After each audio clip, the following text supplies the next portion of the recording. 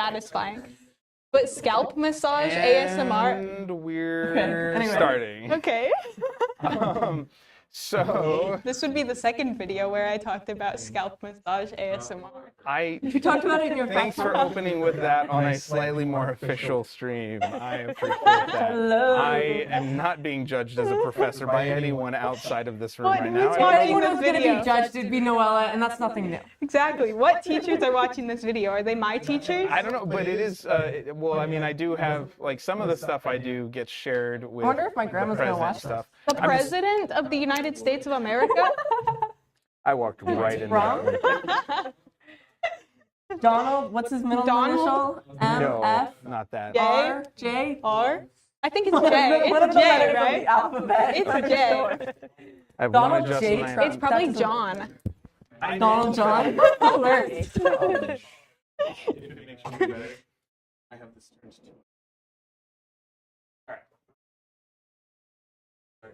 I looked at the camera. My life's over. It is John. I was right.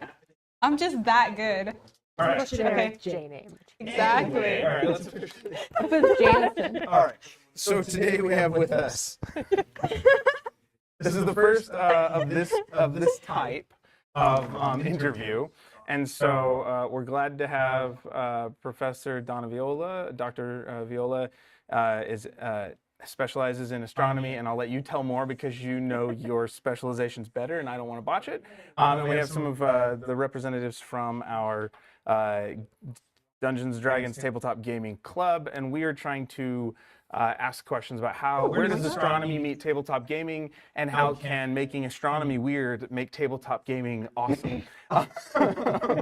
So that's kind of the goal here. And I actually, will you just turn that a little bit toward yourself? Yeah, that way. Yeah, almost. That's good. Perfect. It's because the cord is No, it's around because I the. keep doing Okay. it wrong. It's not you, it's me. You want me to move? No, you're good. Okay. Get out. I just didn't set up. With that, okay. So No, it's actually. why don't you two introduce yourselves, since you're the ones who are here and are representing the club right now? I'll also introduce Killian. Killian may show up, and if he does, we will not Killian him. But if he doesn't, we may Killian him. Okay. Maybe you should just take over here. Will I be replaced? You go first. I don't know what to say. Do I look so I'm just going to copy say your name. answers. Okay. And how long you've been here at Chandler Gilbert, what you major in, that kind of thing. Okay. I'm Kaylee Dawson. I'm Full usually- name. Well, yeah. I'm Kaylee. That's okay. I'm usually a player in the D&D club. I've not get to DM. What else? I've been at Chandler Gilbert for a semester, and I'm going to be majoring in computer science. Very cool. Ouch. Thank you. I mean, What do you mean by that? And Noella, who are you? Isn't that the best way to introduce didn't you people? do that last time I too? probably did. It Noella, happens. introduce Is yourself. that my camera too? Do I look Donna at that who one? You are. Oh. You focus on Donna. I should probably make a human connection. Hi. If you want to join us, you can sit in the seat that's not on camera. Fine. Aw. All right, go ahead. I'm Noella, and I have been going here since August of this year, and my major is journalism. And what's your experience with tabletop gaming, which is a little more substantial, I think? Yeah, I started playing D&D in like middle school, and then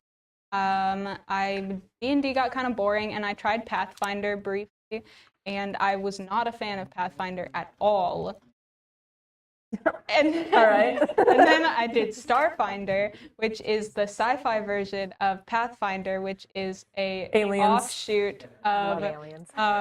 D&D 3.5 edition. And Starfinder is my favorite. I love Starfinder, me personally. Tell Very cool. Donna, Do you prefer I use your first name in this instance? Or You can use my I- first I name was here, good. yeah, absolutely. So tell Donna about how you build worlds in Starfinder a little bit. Help her understand like how you think. He goes I in don't depth, more in like depth than to I've ever say seen. those things to someone who knows about outer space That and doesn't. things. She knows her expertise, and she will find common If ground. it makes you feel better, my experience with tabletop gaming was coming to one of these One clubs session. last week and then not having time to come back and getting thrown into a game and not knowing what's happening. But being willing to show up Amazing. once is more than all but one other faculty has been willing. No, two other faculty have been willing to do. So Like the guy that brings us pizza sometimes. Sammy, yes, in Yeah, that's the biology, one. and I hope to do this with him soon too. That's who maybe brings us January. pizza. I love that guy. Yeah, the blonde guy. He's anatomy and physiology. He's really cool. All right, so talk a little bit about your 30 planet world building. There's actually only 29. Okay, well, I'm sorry. I didn't mean to misspeak. Yeah, how dare you round it up? Sig figs. So, okay. Chemistry, sorry. So, That's my attempt. I hated significant figures moving on. because my science teacher. Anyways, okay. So, wait, what was the question? Oh, Talk about your world Girly. building, so she can get a sense of what world building looks like in Okay. Starfinder for you. So, me personally, I am. So I start with a basic picture of what I want to, like in my head. Typically, it's like I take a specific part of Earth and then I just turn that into a whole planet because I can't think of things on my own. And then I go from there. I make aliens that have features that would fit into that kind of place. And then I build the cultures from there based on how the aliens interact with their surroundings. Then I did space travel, which I don't want to talk about that. all right. And then there's the whole time travel thing with how the universe was made and the magic and stuff. And then Yeah. yeah, that's about it. DMs often go really in depth with their world building. She goes more in depth than I've ever seen. I've got and a by binder. hand. Do you want to see my binder? I brought my binder. I also have an Why don't you get 84 it? slide PowerPoint. Go ahead, and then this will give Donna Okay. a chance to I'll share talk. about Okay. herself. Well, Share okay. about for a yourself. So Alright. just make sure and listen while you get your binder so you know what to respond to. Okay. So Donna, tell us a little bit about your background in history. I believe you, if I'm remembering correctly, you've gotten to name a part of a planet or what? What? Anyways, tell us the cool. Tell us. I Pluto? tried to What are remember your and then my opinions brain on stopped. Pluto? Sorry, you can answer that afterwards. Yeah. It's not as important. Yeah, so I guess, I mean, my background sort of in space science in general. I got into it because I was a really big fan of the X-Files in high school, and I thought that those aliens definitely are not real to what aliens actually would be, and then I got into the science behind, like, okay, well, what would aliens be? I designed an undergraduate degree in astrobiology, just made it up because it doesn't exist anywhere, so I can take all the classes that I want. Yeah. Went to grad school for planetary science, focused on Mars geology, which is where I had the opportunity to tell NASA to name a crater. Name it what? Studying. It didn't have a name yet, so they actually have a list of names that they pull from. So craters of that size are named after towns on Earth with less than 20,000 people or something. There's some criteria that they have. There's some weird towns with less than 25 people. You could really have fun with this. What did they name it? Did they pick yet? So it was, yes, Gann Crater is named for the Maldives. So people submit names of towns that they would like considered for craters, and scientists can suggest craters that need names, and then they, the next one off the list, assign it to a name. But I told them what to name, where to name a crater. That's so awesome. Can you just do any name, or is it like? Gotta come off the list. So yeah, they pick the name off the list. But to put it on the list, does it have to be like a town? Or? So yeah, so the rules are, it's a town name, anywhere in the world. So they try and distribute it. When they first started doing names, we'll just kind of pick their favorite towns, and they got really biased to the people that use them most often. So a lot of things that were like places in the U.S. Yeah. and they didn't really want that. So it was like, let's get the local community involved. So, you know, you pose a name from a place where done before, I bumped up the list a little bit more easily. Yeah, that's cool. Never mind. Did you say why you chose that place? So it was one of the craters that I was studying as part of one of my first projects. Just this unnamed crater. I thought that's really boring, and I was writing a paper about it. I have to have something to call you, I right? needed something about it. I had two of the craters that I was studying were unnamed. One was a little bit smaller, so that one I kind of just left unnamed. But the bigger one, like, you're important enough. Just in the You paper. named the This bully one crater, not the wimpy kid crater. I see. Exactly. I feel like Personification. It's part of story. What? You had a question. What makes something a crater? Like, how big does it have to be? Or does it have to be, like, made by something? I mean, you can also get, you know, craters formed even just by, like, debris that hits a planetary surface. So, like, we've crashed, like, the heat shield from a Mars lander crashes the surface, it can make a crater. But, So they like, get real small. if someone, like, kicks a hole in the ground, I feel like that'd just be like. is there, like, a hill. size requirement for it to be considered a crater? Or does it I have would assume to... it'd have to hit rock instead of just being like sand. Yeah, I mean, it would have to be, you know, from an object from space hitting the surface. Okay. And sort of whatever the threshold is. Yeah, so on Earth, lots of small objects that try and come through the atmosphere don't actually make it down to the surface. They get burned up going through the atmosphere because you got all this material that's kind of going through. So those, you know, kind of just nothing hits the surface. So there's a certain threshold size that can reach the surface. I don't know the numbers off the top of my head. That's I could map it, but we're not going to do math here. I respect that. Thank you.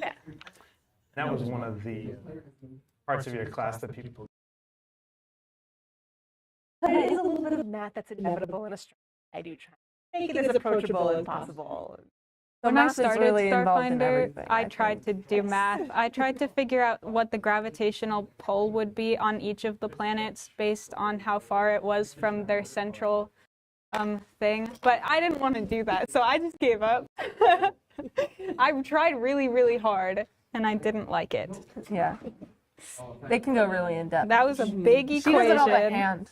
So usually people would write out a document on like the computer or whatever. Oh, now would be a nice time to... She goes through everything. might So Everything. you want to show a little bit of your world building? Oh, yeah, I can do that. All right. Oh, Highlight some boy. things So you we've got... think were possibly inspired by science, and then we can get her take on it. Oh, boy. I'm also I part don't like of one of her that. I don't studies. like that All right, at fine, never all. mind. Just show and tell. Have fun. Okay, so I got all of my planets, and then they have descriptions. They have their little description. Then these are all of the aliens, and then there's the languages, which are my favorite. I love them so much. And then I was gonna make a peace treaty, and then I didn't get around to that at all So ever. there's no peace. There is peace. I just haven't It's not written formalized. it Okay, out. perfect. Is this the one for our game? Yeah, Okay. except I have a different binder for your game specifically. But this is just in general. That is in general. Okay. And then there's this is my color coded, and then I've got the, That is beautiful. and then Oh and wow. then I haven't seen this one yet.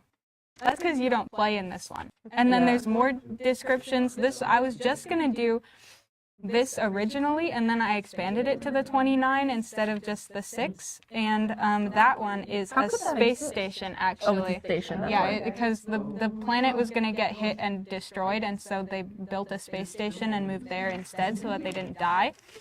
Makes sense. Yeah. You As can one see where usually I will. started giving up, actually. It's a lot when you do it by hand. Boy, But is it is it. color coded. There's a Color whole coding is system there. fantastic. I color code my to-do lists. It makes it a lot easier to find. Oh, this is space travel. Let's not look at that. Why? No. Why? Talk to us about space travel. That's embarrassing. No, it's not. To talk to her about space No, travel? because that's the whole reason she's here. Oh, Is boy. to inform our world But building I made up and our character everything. I made building. everything up. That's half the fun. And I don't want to have to change everything. I mean, I was just listening to a video by Neil deGrasse Tyson, and I he's like, don't like "We Neil don't know, but deGrasse maybe." Tyson at all. Anyways, so If share you're a little- watching this video, Neil deGrasse Tyson, I saw- dislike you. I saw think your you- son on Claim to Fame. It was pretty cool. I do prefer the original Cosmos from Carl Sagan over the Neil deGrasse Tyson version. I will say that. Really? I don't like Neil Really? deGrasse Tyson because he ruined my favorite planet. The year I was born. What planet? Pluto? Yes. What happened? Let's dive into this. Killed it. Let's he made see. it not a planet. Oh, No, That was here's the long thing. before, wasn't is this Pluto we're talking about? Scientists never defined what a planet really was Which is why Pluto's still a planet. it? In my heart. until 2006. And then Neil deGrasse Tyson destroyed Let it. her finish. It That's true. actually wasn't Neil deGrasse Tyson that did it. He's just the one that took it out of the American Museum of Natural History. Exactly. All right, let's hear it. Let's hear it. Yeah. What's the So story? originally, when people were, studying things in the solar system, everything big, they just said that must be a planet.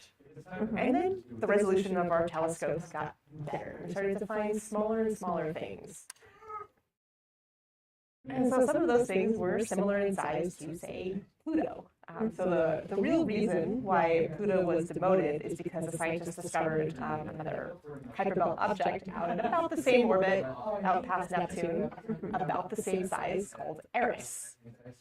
And if Pluto stays a planet, then Eris has to be a planet too, and it became this choice, all the other smaller objects that we're starting to find would all be planets. So you either have 8 planets or 28 planets. And think of the children. Our mnemonic devices would crumble. I don't even know what all the planets are called now. I shouldn't be telling you that. We already had to change it to my very educated mother just served us nothing instead of 9 pizzas, which is crazy. So, if we had Aries, Still not a fan. Why would they call it a planet? I like nothing. And then take backsies? They should have said no take backsies. They didn't define a planet. So, in fact, the asteroid Ceres was also originally classified as a planet when it was first discovered. That was my And then they found more objects of larger sizes in the asteroid belt, and then Ceres was the first one that got demoted down to an asteroid. But then we defined what a planet was. Ceres got a promotion. It's also a dwarf planet now. I think that they shouldn't have done that. I think they shouldn't have defined. What's the difference between a planet and an asteroid? Like, what is an asteroid? That's actually a meaningful distinction. Yeah. Okay. Yeah. Simple question. Yeah, so the asteroids are the smaller rocky leftovers from early in the solar system. So most of them live in that asteroid belt, that area between Mars and Jupiter. The largest of them is Ceres, which again is now a dwarf planet in that area. But they're smaller in size is the main distinction, and they're mainly composed of kind of rocks and metals, things that could solidify in the inner solar system. I see. Okay. What's your opinion on Pluto being Arizona's national planet or state planet? National planet Arizona. The nation of Arizona. Are we starting I a mean, petition for this? We do They kind of made have to it. They give. did. Planet, Yeah, you got to give Percival Lowell his due. It was discovered in Arizona. Really? I didn't Yeah, know that. Lowell Observatory up didn't in know that. Flagstaff. I entered a Um, poetry contest for Lowell Observatory and they hated me. Ugh. It's fine. Yikes. So okay, so as we're thinking about definitions of planets versus asteroids, so hearing those definitions, how does it change the way you think about the world building you do? Without getting upset about real life Pluto, how does it change the way you see the worlds you might explore or have your players explore? That was a big question. I'm sorry. Can you break it down into So- smaller pieces? Pretend she's a fourth What would grader. you actually? Never mind. That would have been mean. I'm not going to say that. Go ahead, just say What it. I would dare you to be say it. what's the difference? Stay on topic. How would you design an asteroid versus a planet that your players would be exploring, based on what she's shared with us? There is that planet that got destroyed, and then they moved to the space station, and now it's a bunch of asteroids.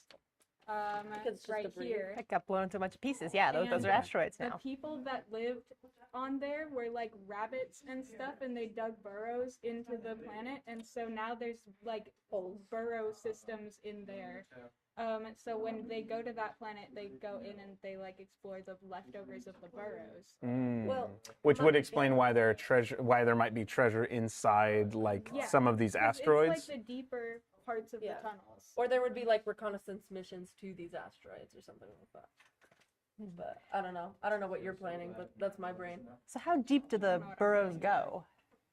All the way. All the way. So I would you- assume a planet. So you has have a core that dwarf you cannot planet. get to. What was the size of a dwarf planet? Oh gosh. Off the top of your head, go. Like you know, rough numbers here that for it to count as a I- planet. I want to say dwarf planets like Pluto and Eris. I could be totally wrong on this. I'm trying to remember my slides from a few weeks ago, but it's on the order of like 1,300 kilometers in Okay. radius. So you've got a rabbit folk kind of set a race and they're burrowing into the planet and it Big rabbits. 13. So yeah, are they oversized rabbits or are they just They're like 3 feet industrious? tall. They're huge. Okay. So They're for them to bigger get than, like, all the way normal through. rabbits, but I mean, there is a breed of Actually, rabbit this- that's 3 feet tall. So now I have a question that is more sciencey. So if we had a race of rabbits who were burrowing through that size of a Big planet, rabbits. what would Sophisticated big rabbits. what would be necessary to like I'm thinking like there are different cores of planets, right? So what type of core would be like life sustaining as opposed to lava if they are trying to burrow through an entire planet? Well, I mean, first of all, if you just look at the Earth, even humans have only gotten like a couple of kilometers down into the surface. Like we haven't hit the mantle of the Earth. We're not even With like a our third of the way, technologies.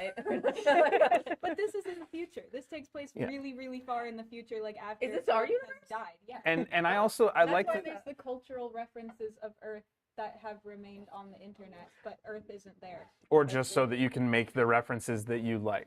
But that's because that's the DM's exactly. prerogative. The movie Titanic actually does still exist. So Watch Titanic. So from a world building, character building standpoint, I would go, what kind of people would it take to get to do more than we've done as humans? So is it that they're designed for burrowing like rabbits are? Is there something about the makeup of the planet? Are they extra? Yeah. So I'm gonna have to ask this of Sammy later. Like, what would it take anatomy and physiology wise?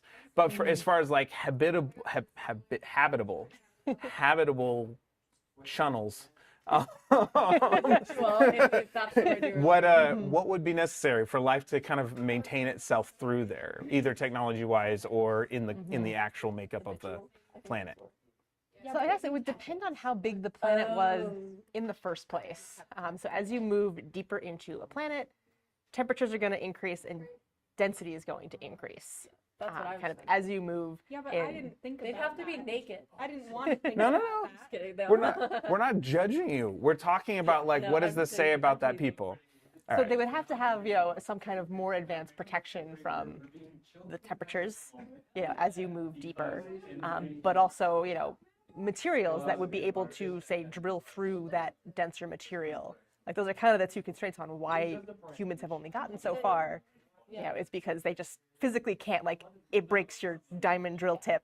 And we don't have the to keep trying to go resources down. keep it going and have it get Money's a longer. big problem too. Yeah, for Is sure. there I saw a video where they're like, honestly, we could have gone like a few more kilometers, but we didn't have the funds, the money, the sponsors. So isn't all there- the same thing, that's awesome.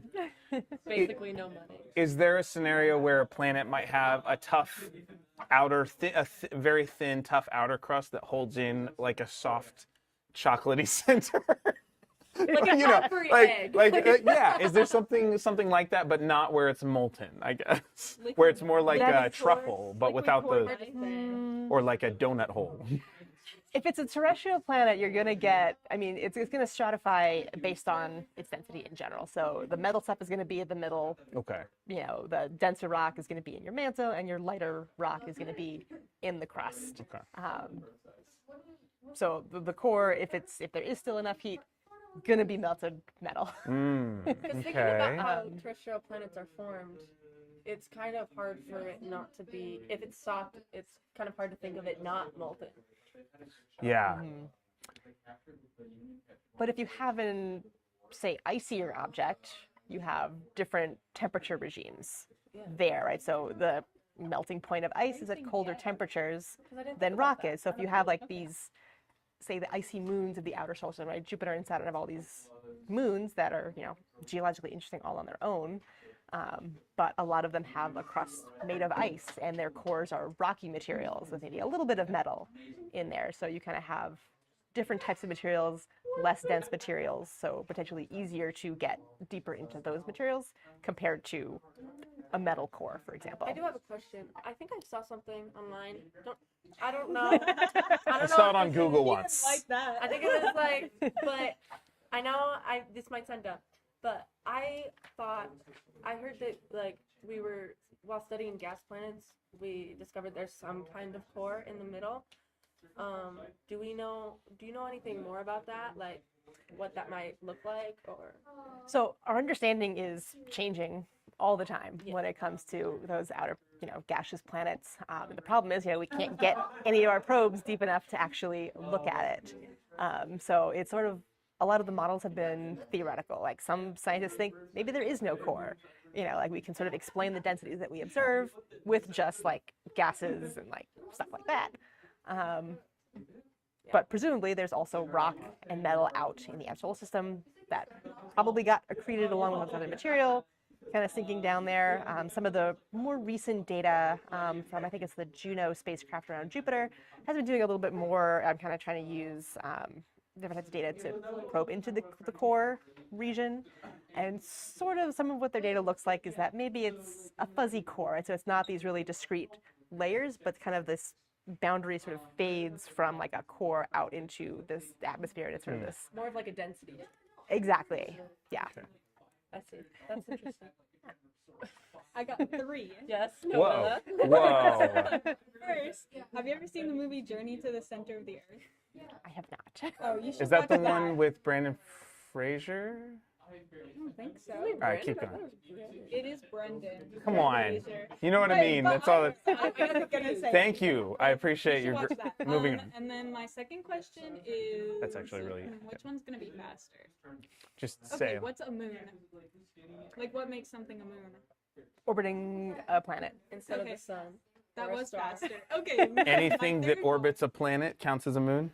That is Anything natural natural. that orbits Because otherwise, a planet. it's I mean, some people do think that the moon is placed there by aliens and is like actually a spaceship, but we're not talking teleology, right? So. Situation.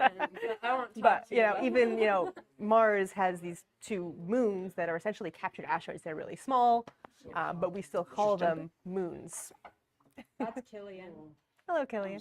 He was Just trying join the to be table, and I'm sure you'll get picked up. You won't be on camera, but that's fine. And then my third question Unless you wanted to come was, squish over what next to me shape or is the universe? Like, is it flat? Actually, or is yeah. it like... Bring a chair over here, though. Nobody knows everything. like your best Yes. Best guess for what do again? you think? What do you hope? I saw. What would be funny? Hot dog. Don't tell me what would be funny, 'cause there's lots of funny things. No! I do think it would be funny if the universe were shaped like a koala bear. That would be fun. Oh, boy. Probably it's some kind of oblate spheroid. Could it be anything? Okay. Hold on, Killian, If don't all sit of the down like universe's this. edges are constantly expanding in that theory, then it would. Is the universe infinite? And if it's all expanding at the same rate, Is that then possible? it would make sense. Okay. Anyway. I mean, we're certainly not going to get to the edge of the universe. But what if we did? What would there be? What's at the end of the universe? Nobody can answer that, Noella. What do you Actually, think that's it exactly is? what tabletop gaming should answer. It doesn't mean that she has to. Yeah. This is why I study planetary science. The astrophysics side of it is, and like the physics behind that is pretty far from my expertise. But what do you think is at You the know. end of the universe? The way I've sort of heard it described is like, you're sort of, the expanding universe is sort of like a balloon. So if you're kind of like, if you picture yourself on the edge of the balloon, even if you're on the edge of it, it continues constantly, right? You're never going to get to the edge of that because you're in the plane of the balloon. And does the sphere have edges? No. So it's like, yeah, it's something like that. You just be on the top. You want to be on the edge. Okay, I can work with that. Yeah. If you're gonna try and put it into gaming. The good thing about tabletop gaming is you want it to happen, boom, it does. So it's interesting to think about, like, if someone did go to the edge of the universe and thinking of it as a balloon, like, can you use that as a travel? But also in some tabletop games, there are like planes of existence. So it'd be like, and there's the edge of the material plane, and theoretically you can get there and travel through some sort of otherworldly plane. What's the closest thing in astronomy to that? To like a transfer to a whole new world? Sorry for doing that. I didn't mean to do that. You're singing on camera. I You were embarrassed that I was talking about scalp massage ASMR. He just wants her to give us a new fantastic view. I sang a Disney song just then. That's not the same thing. A new fantastic point of view. I'm not going to Our get, dear guest. my professorhood is not going to be judged by me singing a whole new world. It's not being judged by me. You're right. Absolutely. I'm And he just only like, kind of sang it. I It was shouldn't a have little done this. lackluster. Okay. So, yeah. So if you wanted to take it into a more like theoretical physics kind of realm, right? Parallel universes, and like, every decision you make spawns a new parallel universe out there. Again, it's kind of getting way out of my planet. That's way out of focus. No, more like Or just like transitioning environments. wormholes Okay, and, wormholes. Again, hypothetical. Right, I won't even wormholes are say hypothetical? theoretical Okay. because even theory is too high of a word for. But so maybe that, like I black think. holes. Would black holes be something close, or do we know enough about them to know what happens on the other side? What's in a black hole? That's a good. Not like we can put a robot in. Lots and but, lots of like, matter. It's just all really dense and Okay, compressed I'll together. take it. So the fun thing that scientists think would happen if you got close to a black hole is called spaghettification, I heard because about there's that. more gravity on. than Yeah, regular say if you're going in feet first, there's more gravity on your feet than on your head, so it's gonna pull more at your feet than your head, and you're gonna get stretched out. It Why is there more deconstructs your gravity mouth. on your feet than your head? Right, because the force due to gravity is inversely proportional to the distance. All right, so the farther away the distance is, the less gravitational force you're going What to if have. you're standing on your head? If you Then go in, that if you go in answers head the question. first, it's the opposite. Your head gets pulled down, and there's more gravity on your head She than on your just feet, made it and you're like still gonna get So what spaghettified. if, wait, so what if you belly flop into the black Or when hole? it's sideways, like Then this. the differential in gravity will be a little bit less. Like you just get a beer But belly. you'd probably still Like just hamburger instead you'd of be hot like dog a- style? you'd still be linguini, I think. You just become a lasagna. Might be Oh. bow tie. She That's was my lasagna, favorite. yes. Okay, That's right. Okay, we've landed on a you confirmed lasagna. Can you spin and like have and not be pulled apart if you have some sort of rotational motion? I'm trying to think through the math there. If you've got the right rate of rotation relative to how quickly you're moving through it, and how the gravitational force is changing, this is becoming a calculus problem now. Okay, good. All right, well that's cool. So, or a magic problem. Did you have a thought? Oh yeah, This is Killian, by the way. sorry. So I feel like Killian should do an introduction now. Ask your question. Ask your question. this has to do with more, I guess, more with evolution. But what might life look like on a planetoid mostly made up of water? Like we're talking an ocean world, Melted ice. or it could be like ice on top, but like seas beneath. Yeah, that makes sense. Yeah, I mean, it's possible that life on Earth originated in the oceans. Most likely, some of the hypotheses for that are, kind of these deep hydrothermal vents where you've got lots of energy, lots of heat being generated. You've got all these different like minerals that you can use, so for the formation of microbial life. The little gas volcanoes. Yeah, so they're kind of spewing stuff up from the bottom of the ocean, which kind of puts you in this place where the surface of the early Earth was not a great place to be, constantly bombarded with impacts, and surfaces mostly molten and full of volcanoes and like tons of radiation from the sun. Not great for life to form, probably. So, in fact, life on Earth probably started there. So you could, depending on what the resource availability is and what evolutionary randomness you have, you know, could start out similar to life did on Earth, and you know, kind of get, you know, if you've got no land to evolve onto, you know, do you sort of max out at, you know, an intelligence level of, you know, whales and dolphins like we have on Earth, or does intelligence evolve in different ways in a place where there's, you know, nowhere else I feel to like go? any probability question all melts down to just the math of entropy. Like, just what happened? I don't know. Anything can happen. This Yeah. one happened. Great. That's just what happened. So, Mm-hmm. what do you got? This second was I remember hearing before about Mars being habitable in the past. Is that true? And if so, do scientists know like the time span?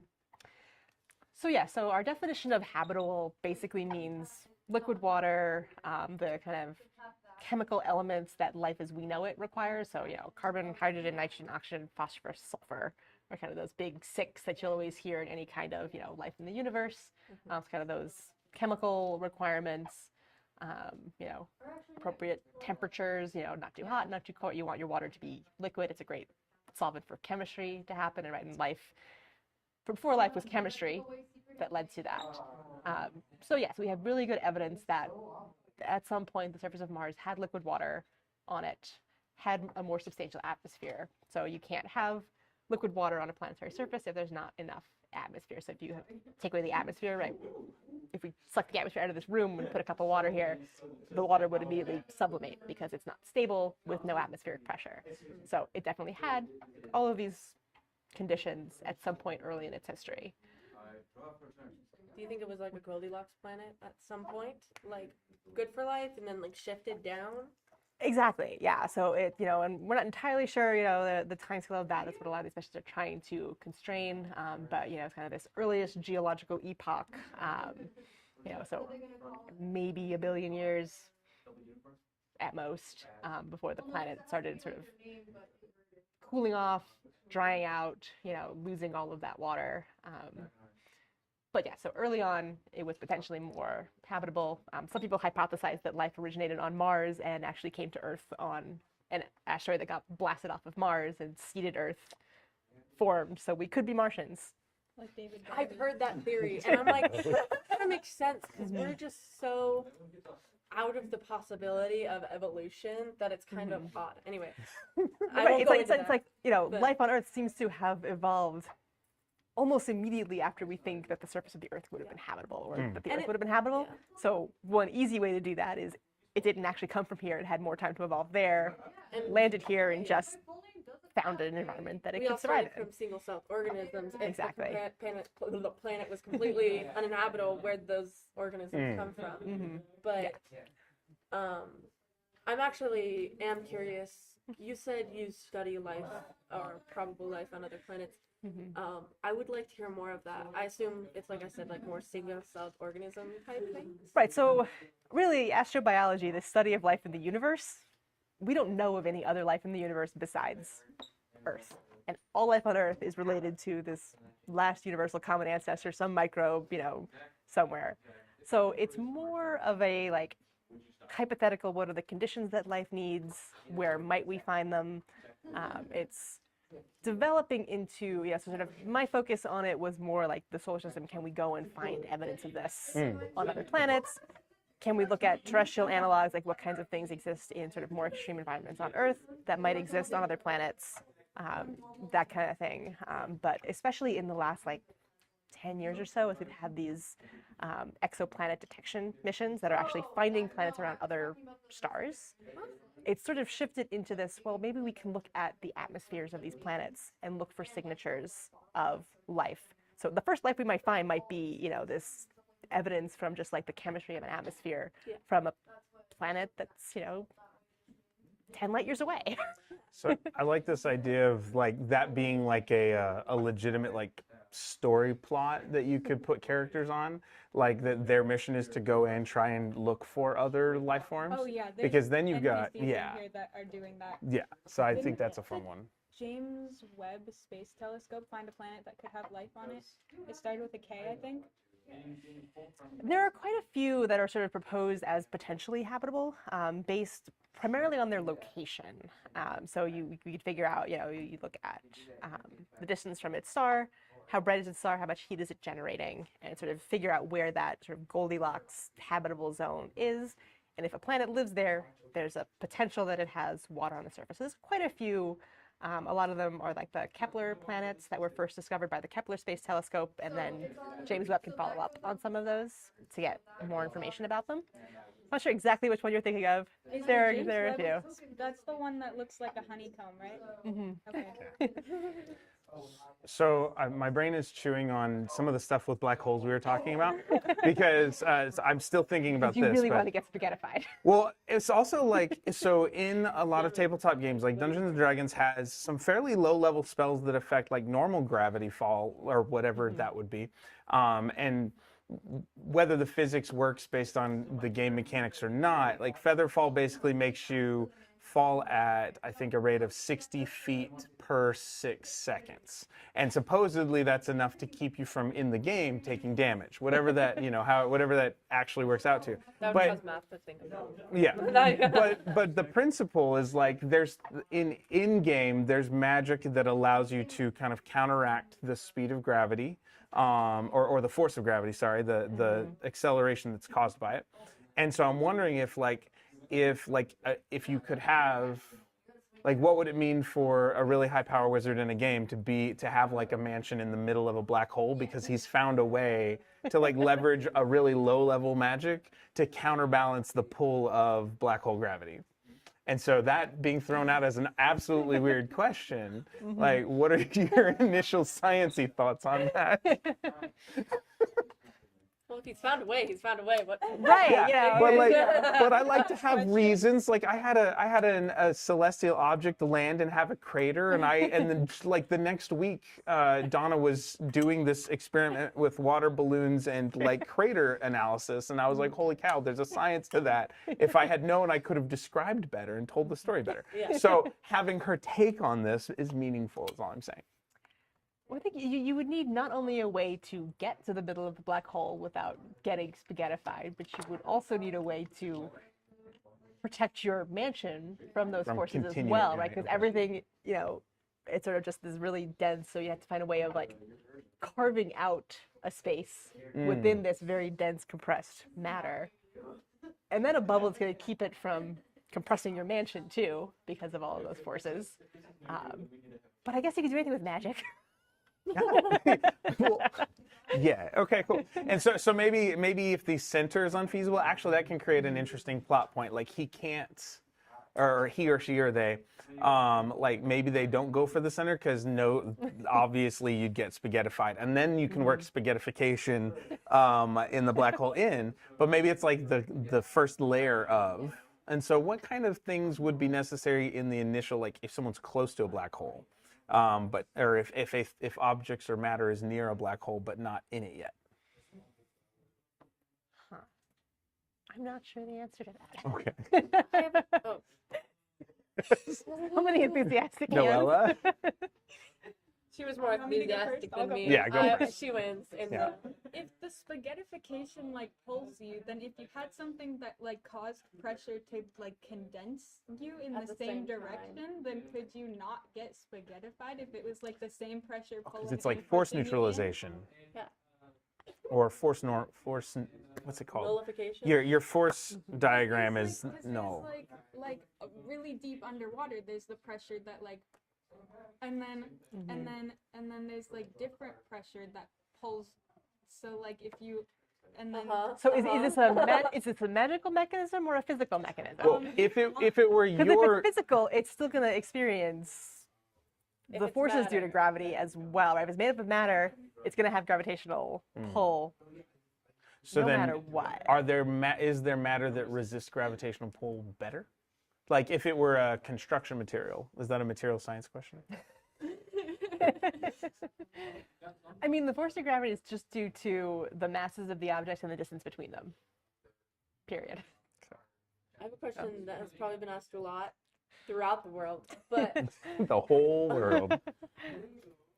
imagine two black holes were next to each other. What? What if you put And- a black hole into another Because black I'm like, hole? okay, if you can't have a mansion in the center of a black hole, what if he had like in the middle of multiple as like a shield?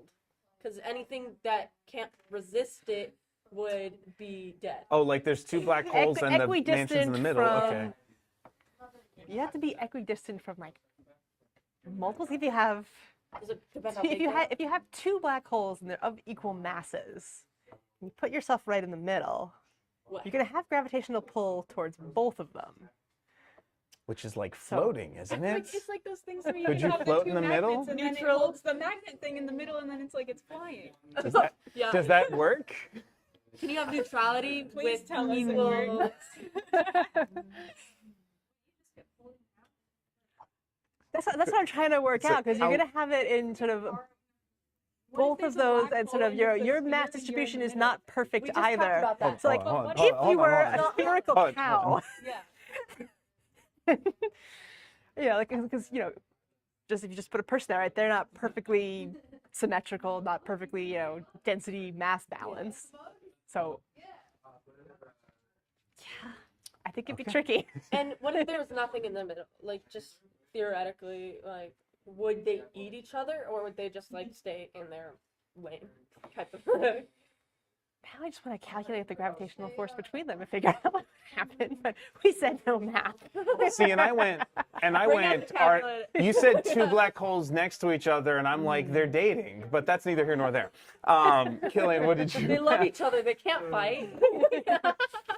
But if they're so gravitationally attracted to each other, That's they just true. get Yeah, stuck together. right? Oh, They can't be two in one. It has to be a little toxic. okay. Oh, so you do it. You've got a love story plot that you can build between two black holes. It's a romance. This is not where I saw this going. Sorry, Killian, go ahead. What do you got, Killian? We'll think on Theory this. that, reaching back earlier to the question about Mars, the theory that life maybe originated from another world and then was transported here is called panspermia, right? Are there any other like interesting theories that have been discussed about the origins of life on Earth besides panspermia or it originating in our oceans? I mean, I suppose the original, like, when, Darwin was first thinking about evolution, had proposed, like, shallow tide pools, essentially, because they're sort of places where you could concentrate these different materials that you might need, right? So you have just a very shallow pool, the water evaporates away, but it leaves behind any of the chemicals. You kind of get higher concentrations of chemicals in those places. Probably too much radiation at the surface, but there's Depends on that. the atmosphere, right? There have been ideas about, maybe the first life, instead of being DNA based, was RNA based. Oh. Because it's a little bit, RNA is very reactive, can do a lot of More weird malleable. chemistry, but it can still have that genetic transfer of material without being as chemically complex as DNA. So those are the main things that come to mind about origins of life stuff. Yeah. And then, of course, interstellar panspermia is also an idea, or directed panspermia, that some aliens seeded Earth intentionally. Right. Which, And I think I heard Dawkins say Okay. something Love about the theories about Wild even ideas. being grown on the backs of crystals at one point. I think I heard. We come from Krypton, actually. I didn't say it. I didn't say it. The spiders on Mars weren't actual spiders, were they? They are geological spiders, if you're thinking of the things that I'm thinking you're thinking of. What does that mean? Were you So- misinformation? No, and if you were, we're about to clarify. We're about to figure out if I was misinformation. So there are geological features that are called spiders, and these are sort of an active seasonal process that happens on Mars because of, so Mars has a similar tilt to the Earth, so it has similar seasonal cycles of summer and winter. But what's really interesting about Mars, a lot of its atmosphere will actually condense into carbon dioxide ice on the winter pole, particularly in the north. And so you get this crust of carbon dioxide ice that stays for winter, and then when it starts warming up again, it'll start to sublimate, go back into the atmosphere. But what happens is that some of the material, like underneath that CO2 ice crust, gets pressure built up as things start to sublimate, and eventually it bursts and kind of makes these spider-like patterns in this sort of seasonal carbon dioxide ice. No, they're basically CO. I feel like that would be bigger news if they were actual living organisms. They are geysers of CO2 and dust spewed out. I did have a thought. And like back to kind of like maybe with Starfinder or aliens or whatever. Water bears. You said water bears? Uh-huh. Water bears or Okay. what's their other name? Tardigrades. Tardigrades. Ah, Yes. okay. So using tardigrades as kind of an example of withstanding crazy like environmental situations, it gives me the thought that probability based, why isn't that other places? Because there's proof that an organism can exist in very extreme situations.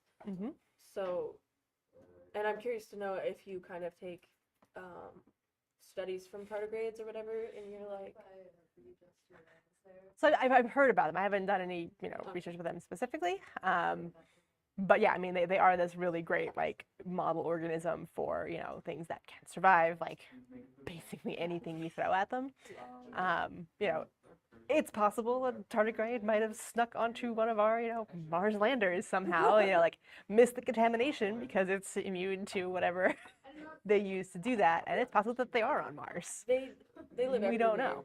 know. There's experiments you can do at home if you take a piece of I don't know the exact process, but you basically take any piece of like moss or anything. They love moss, like wet moss, and put it in like a petri dish, and you have to do something and then put it into a microscope, and you can search for water bears. Anyway, fun experiment. You can do it at So, home. Did you keep going? No. Wait, what? We don't have moss here. Oh, yeah, that's Go true. upstate. Go upstate. There's plenty of moss. Arizona, we're basically the moon. No. I was thinking of tardigrades made me also think of like the new Baldur's Gate game, and one of the features of that is don't. So bad. Well, I don't have the money for that. Okay, like $80. moving on. It's I thought it only was 60. 60. Moving.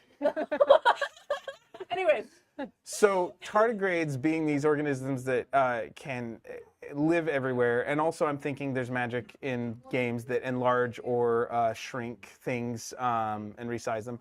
But in Baldur's Gate 3, there are kind of like organic living spaceships. And so, or airships, or magic, whatever you want to call it. And so that's also in some of the new, and I'm just spacing on it. But basically, there's a form of like astral space that has in the game that has more than just emptiness. But in regular space, what would it take for an organically based creature to like? For them to act as a spaceship for smaller organic creatures. they just have to attach themselves like a Like if you've got humans and you're trying to make them live inside another organism. Ew. That's what Baldur's Gate 3 has.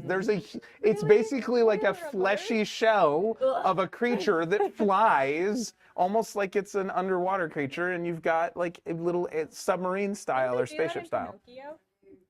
Yeah, like the whale in Pinocchio. So it's kind of like that, but space. What's the thought? Okay. What thoughts This does is a that little give you? bit of It's an okay if it's not alien science. physiology question. Yes. Yeah. What would it You would take? probably not want to say live in the stomach of the organism and get digested. You would need some way of counteracting that. Not without you an could get like antacid. some kind of like Okay. bubble. Okay. Like. We would have to basically, I feel like realistically, thinking about it in my brain, You're realistic. Okay. Yeah. I like the which word has no professional education or anything like that, Except aside from high school. the first semester of college. Don't sell yourself short. Anyways, what were you thinking? In my brain, we would have to form some sort of symbiotic relationship with that organism and have them evolve to carry things in some sort of pocket, pouch, place in their body because Like a giant marsupial. giant Yes. marsupial Space marsupials. Yes. that that are big enough to have sort of like a room in some place. I like it. And in my brain, for them to evolve to do like that, it would have to be some sort of benefit to that species. Yeah. So I think that's probably Yeah.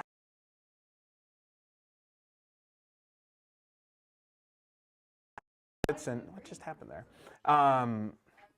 And that sort of thing. Back camera over there is out. Check and see if you accidentally kicked the wire. But I'm thinking like you have to fuel stuff. You have to fuel mechanical things. So if you're feeding a creature and you basically make a pet, I'll see what's going on. But if you basically make a pet of something like this, you know, I mean, there are symbiote. So now we have to, these are questions we have to go ask some of our other biology folk, right? Like this is a necessary thing now. Because like I'm wondering like this about the symbiotic relationships and stuff. But more to the like surviving space, like what kind of pressures or lack thereof. Because there's you know the myths about like people just exploding if they go out their spacesuit, but that's not really sciencey science, right? I mean, well, humans would need some kind of atmosphere with some amount of atmospheric pressure, right? Just so we can breathe. Right. So you would need some kind of environment within the organism that can maintain that. And so, you know, I'm not sure how the organism itself is surviving in space and sort of dealing with that lack of pressure. But, you know, it would presumably have to have. I have an idea about the heat, like how it's super cold, obviously, because it's a vacuum. Okay. There are frogs that have a basically a defreeze in their cells.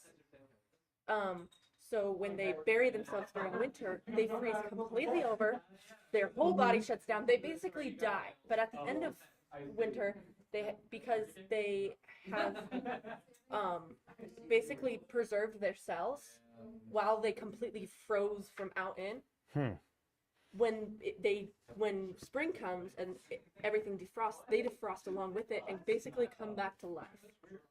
So if this organism had some sort of hyper defreeze in their body, they could withstand the temperatures of space.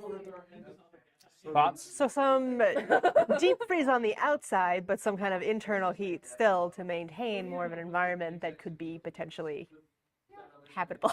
Yeah, I haven't gone into huge research. I like this as a thread to begin. So as far as like something like that, what would it take to have something like that survive in space?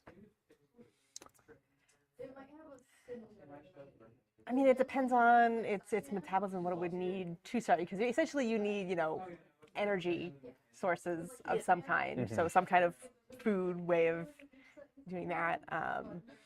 You know, I mean, gas exchange is important for life laboratory, having some kind of atmosphere. So that would be tricky since there's not a lot of gas in space. So maybe if they live in like, say, like a nebula that might have a little bit more material. Talk through, give us more on that.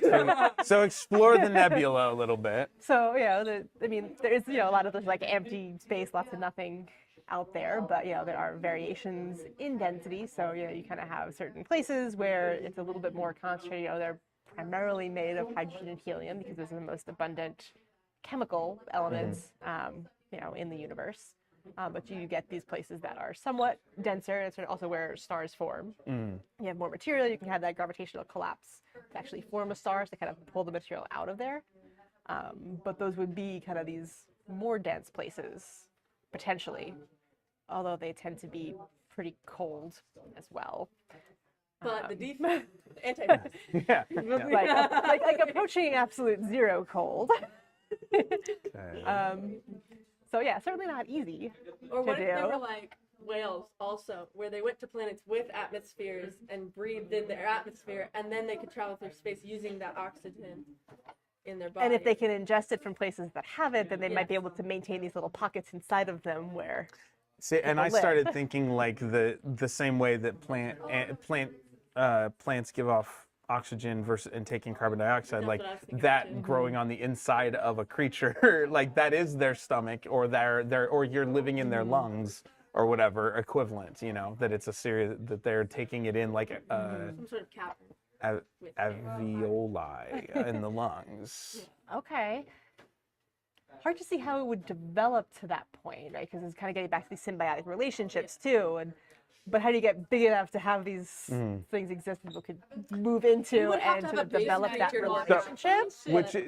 And we have Okay, like and that's a question for the genetics professors. in D&D we have aberrations, and they're basically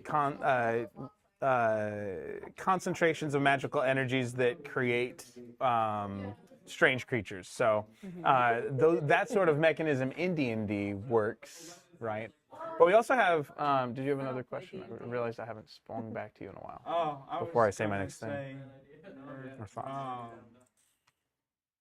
You keep talking about all of this arriving naturally. Wouldn't it just be better to explain it through like genetic engineering, like That would be a way. to build an organism that could. It depends on your starting point, I think. What- Because if you start from Earth and then in the future, like Noella's Starfinder, then that could be possible. If I were gonna if I was gonna create a Starfinder game, I personally would love to just create it from scratch. This is what happened. These are the planets that have formed and where. Like, if I were to do Starfinder, I wouldn't involve magic or anything. I would want it to be completely natural because I would like to dive into the science or how this is possible and how I would like to basically I would have to honestly be like, well, in this world it works. Yeah.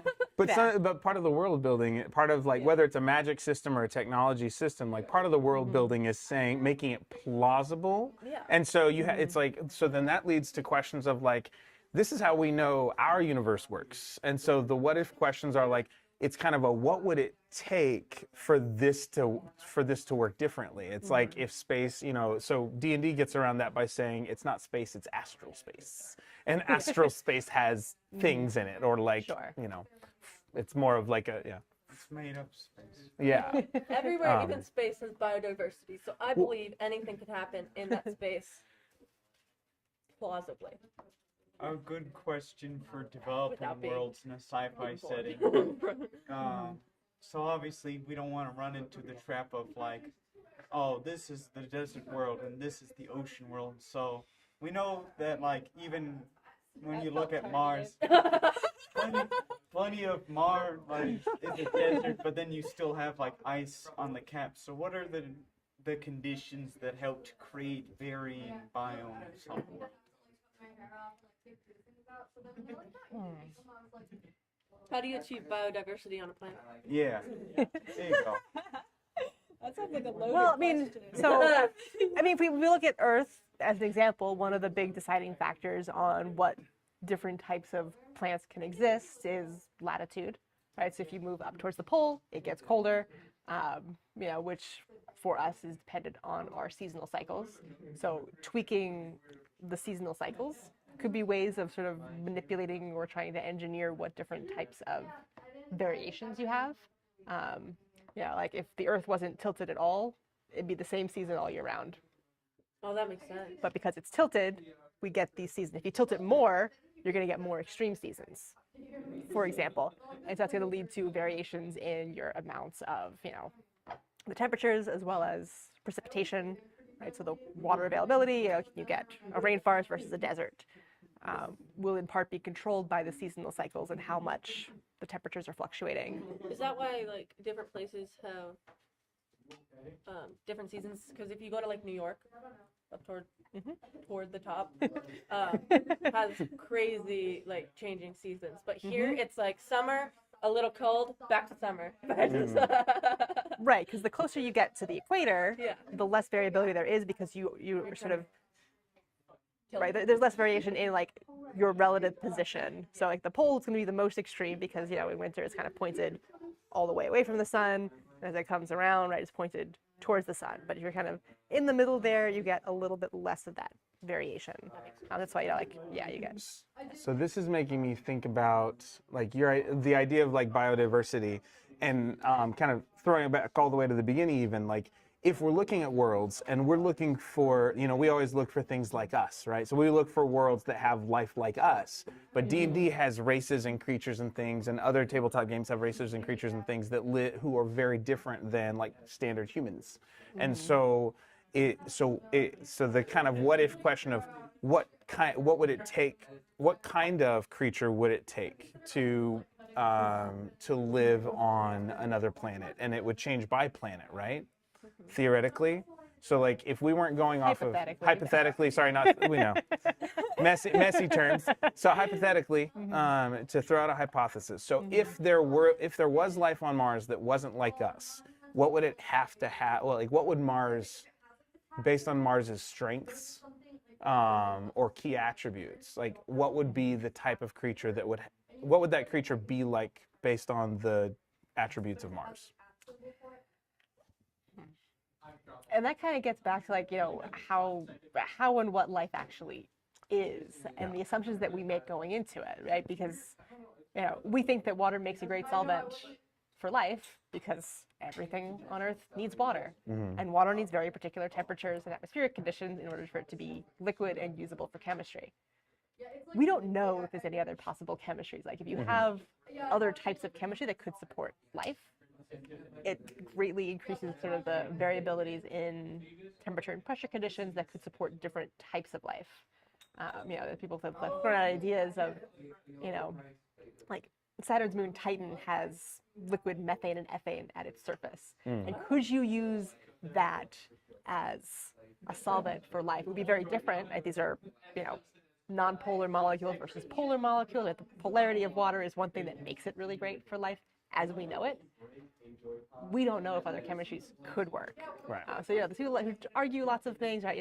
Carbon makes a great basis for biochemistry.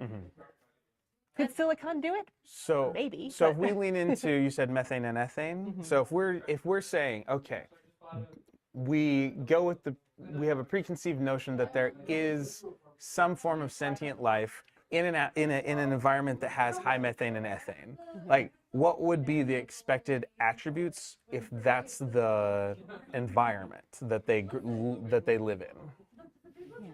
And it just has to be somewhat plausible. Like, this is science fiction fantasy, so it's okay. It's okay to. No one's gonna hold you accountable to this in your doctoral work, kind of academic work. Question, Greg. No, sorry. I mean, I'm caught on the word sentient and trying to think of like how that evolution would have happened. So one of the problems with this as well, right? So the temperature conditions that you have on the surface there, it's 94 Kelvin is the surface temperature on Titan. Okay, and whereas 270 Kelvin is where we are. So it's very cold. Very, very cold. Okay, so something and cold when it's resistant. Cold, chemistry is also really slow. Okay. So the time you would need Slow to metabolism. evolve life in the first place and more advanced life is also a potential barrier, which is again one of these questions of how could life evolve differently? Could it get to any level of complexity that we see on Earth? And we don't know that. That may be a bit of a hard question. Okay. But what would you say, like, is the intervals that planets change? Like, the rate planets change, like, years, whatever. Change how? Like, how we changed from volcanoes to just land to water on the land, mostly water, more land. Like, Okay, so geological change. yeah, geological, like, evolution, I suppose. So for Earth, it's on the order of, hundreds of millions of years that we're talking about some of the different geological epochs. And it's, Earth has a very dynamic geological history, and we've also studied it a lot more extensively than other places. Yeah. So we kind of have a lot more temporal resolution on the geological history of the Earth compared to other places. Like Mars has 3 geological eras based on what we can tell, and those are billions of years long. We can piece together some of the things that have happened in there, but in general, geology is a slow process. In general, yeah. So, because chemistry is a slow process, is it possible for that to happen? Like, because, and I also always think about, like, maybe it's just probability, because maybe some cells have the capability, or some things have the capability to evolve in this condition, but it just didn't end up there. So it couldn't do that. So I understand how it can be a little bit of a difficult, like, it could maybe. So question, are you saying like what's kind of the catalyst for a change, or like if we know it takes time Yeah. and we know that like probabilities as they are, but we're kind of in that gray area between science and science fiction. So I was sort of asking, because you were asking about probability and you said it takes a really long time. I'm like, would the process be paused or stopped completely based on a change in the geological conditions, and Or would catalyzed, life I be guess, able yeah. to, or like catalyzed by geological condition, would life be able to grow in between those changes? I mean, look at Earth, right? The types of life that existed on Earth have been very dynamically connected with different types of geological change. Yeah, that makes You know, kind of the classic example, right? The asteroid that killed the dinosaurs, Yeah. right? Wiped out 80-90% of the life on Earth. But without that, different types of life, humans wouldn't have evolved the way that they did without the opportunity for our ancestors evolutionarily to kind of not be constantly chased by dinosaurs. We kind of are like humans. They like But then, you know, life can also have its own influence Yeah. on climate and geology as well. You know, the early Earth's atmosphere didn't have oxygen. Yeah. And it was the evolution of the photosynthetic cyanobacteria Yeah. that first created oxygen in the atmosphere. And that killed off a lot of the life that was on the surface at the time because oxygen was toxic to them. And so Oh, I life see. changed and became able to use oxygen to survive. And so there's this very integrated And then when way that plants grew, they've they're like, we evolved. should probably grow legs now. plants grew legs. That's what I heard. No, plants came.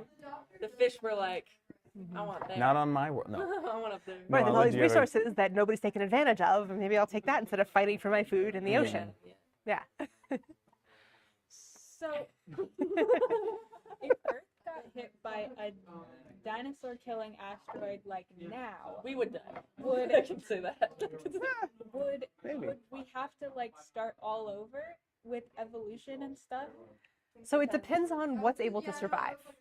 Right. Water bears. I assume little things like at the bottom of the ocean and stuff.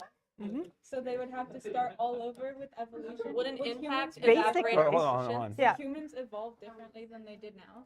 Humans probably wouldn't evolve again because all of like the right, it's all random mutation based on your environment and what's best suited to live in that environment. So humans evolved because the things that survived were small mammals that were still on the surface and able to like scrounge around climate change, and they evolved with that and eventually came to where we are. But yeah, if we wipe it all out and all that's left is the fish, if intelligence even evolves again, which we don't know what it takes for intelligence to dolphins evolve are in the pretty first place. Do you think That's a that there question was too. Yeah.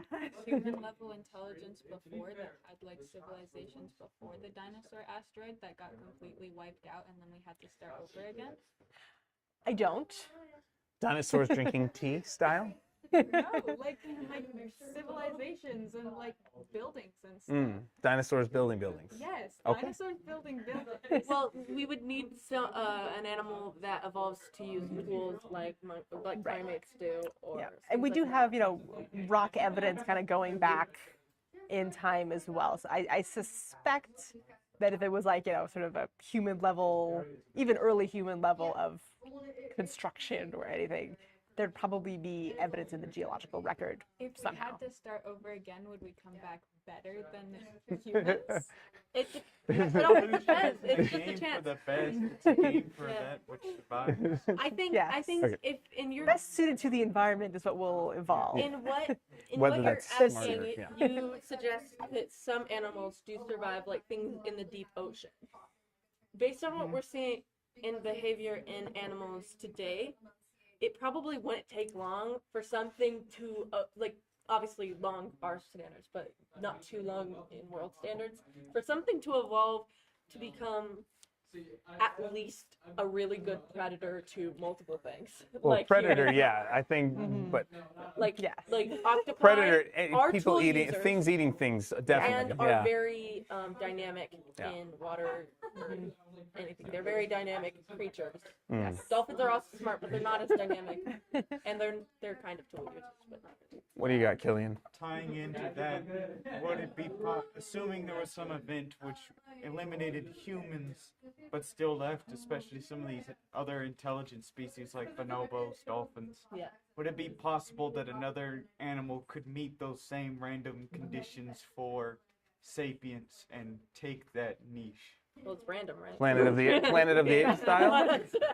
Or like, Or the is it medium random because extensive. we're creating our own story here? Yeah, I mean, That's true. evolution, is continually happening. So, I certainly wouldn't rule out the possibility that some other form of intelligence would potentially evolve. But again, it's this question of what are the actual probability of those characteristics evolving, and we don't know that. And that's Yeah. that's kind of the fun of, and that's why thinking about this from a story perspective, it's like, humans, people will say humans are like the 1 in a billion chance if you're looking at all the stars, but I'm rounding. dare you. But from a story perspectives are really asking, it's not so much a probability thing. It's like, can I make it plausible? Like it's really a what would it take from a fiction standpoint, right? So it's From a like, fiction standpoint, what you can just be would like, it this did take happen. for dolphins to become the main, Yeah. sentient species on Earth? What would it take for in a methane environment for there to actually have life? And so like trying to keep, and so part of the fun of story building and building these kind of races or monsters or characters is asking what would it take for this thing to happen? And so going back to the methane question is like, if we had, I heard you say two things. You said that it had to be able to be cold resistant, which is literally cold resistance is a thing in the game. Yeah. So like what that means biologically, we can go ask Sammy later. But also like has a slow metabolism and able to somehow, what I think part of the fun of us talking about this kind of evolutionary side is like, and predators is this idea of consumption. Like you have to have something you can consume and transform as fuel, right? Yes. And And then what evolutionary pressures are actually happening that you have to you have respond to move into that. You have to Right, become it's- something. Why Yeah. would this creature have a pocket to carry with air to carry humans in? Well, you would need something Yeah. to create a need for Yeah. that. For that Exactly. creature. Yeah. I also think it's super fun and interesting. Pufferfish. Is that like a blowfish, right? No, It's- maybe. that one's to I- make them look bigger, so that is a probability. But I yeah, you think could, and then modify it, and then also take an advantage. creating of. creatures for your worlds, I think it's also important to think of what is the nature of this animal. We are so successful because we are ambitious, opportunistic creatures that are always thinking of solutions and how to get ahead of other animals. But what about these rabbits? Are they pacifists? Are they because they're eating? What of these rabbits? Just rabbit. Because, well, for example, because they're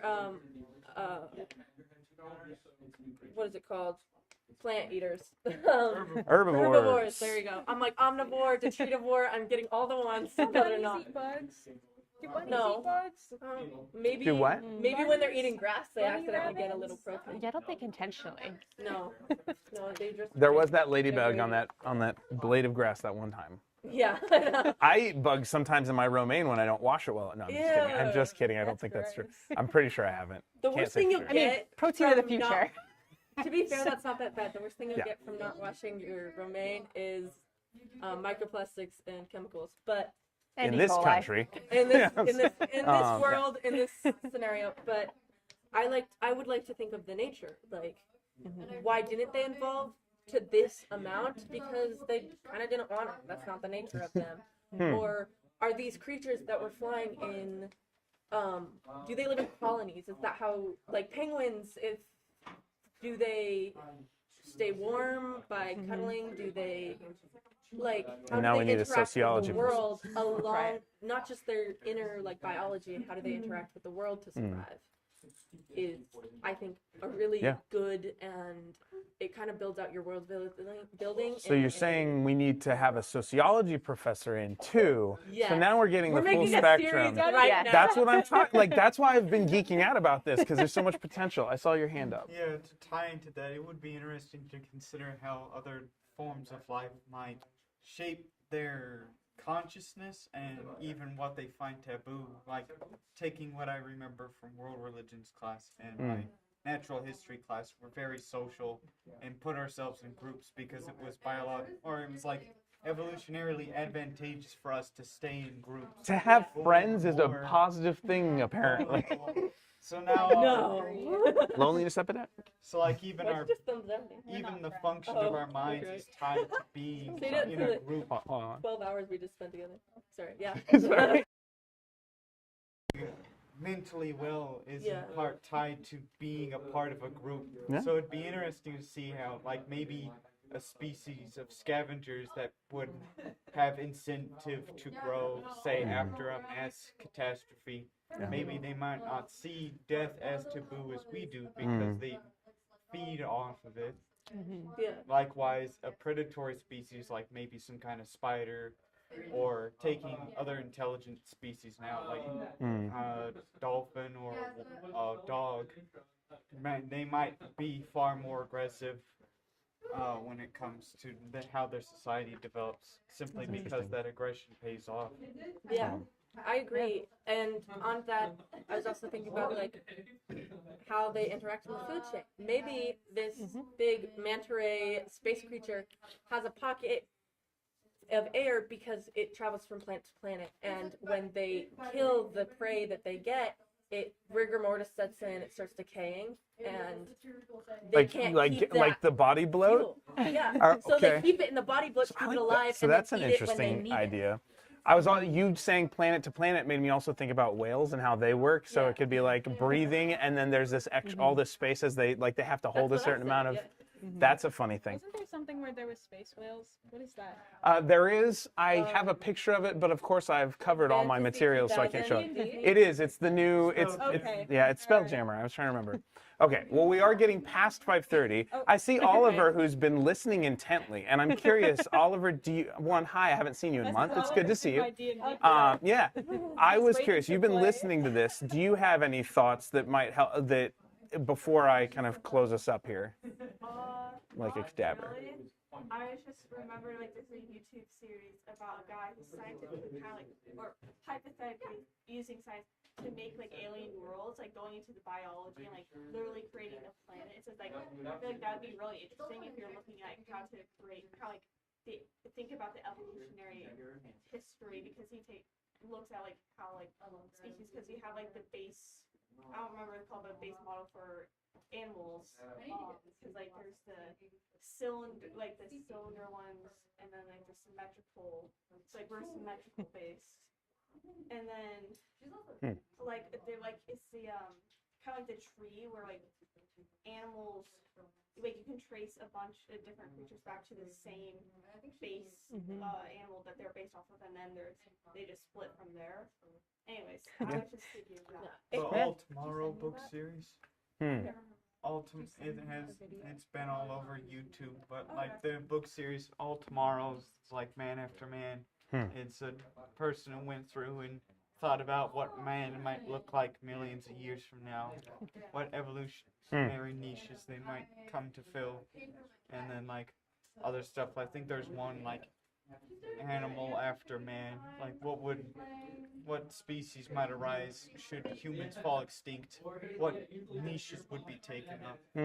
I think as much as this thing is really fun to think about, I think personally, it really makes for a really dynamic game, because your DM knows what they're talking about. They've thought about this for a long time, and they have the exact picture. And it makes sense because players have a habit of creating holes in stories. They're like, I want to do this, and you're like, is that possible? Well, and I like the idea because Noella talked about how she created these 29 planets, but she like had just a little bit of them each built because she didn't know where her players wanted to go, and that's a really common like game design struggle. You don't know which room or which door or which NPC the players are going to latch onto or try and blow up. The door, not the end. Well, actually, no. You don't know, and so in having kind of the mindset of like, well. What would it having the what would it take and knowing some of the science behind it, why you should take an astronomy class and other sciences, having that as background can enhance the game because you can think better on the fly if you're trying to have like a rational justification for like, well, it looks like you guys end up on a rust planet. Well, why is it rust? Kind of just, Yeah. but thinking through like that way because sometimes we're making stuff up on the fly. But also, so there's two sides of it. But I like the idea of like trying to explore the what if and what features would show up because you don't have to have the full thing fleshed out. And sometimes you can't because a player decision changes things. You have to evolve as a DM.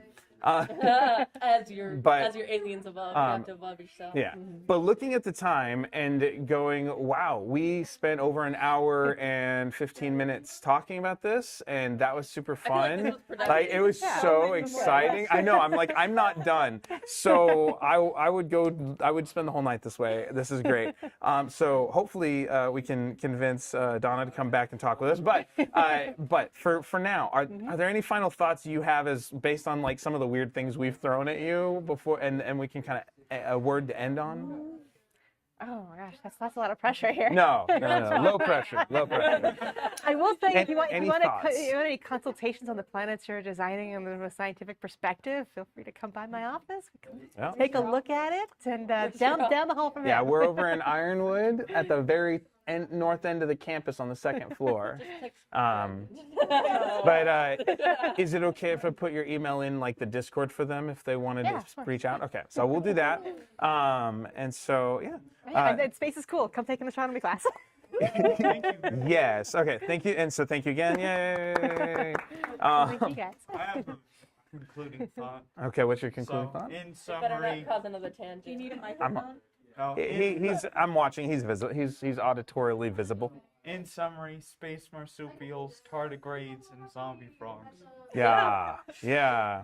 And whatever we came up with for the cold and slow metabolizing Oh, planet. and mansion and black holes. Romantic Mansion. black Oh, holes. that's right. That was a. Okay. Yeah. All right. And a With committed that. relationship. All right. Bye for people who may watch this in the next 5 years.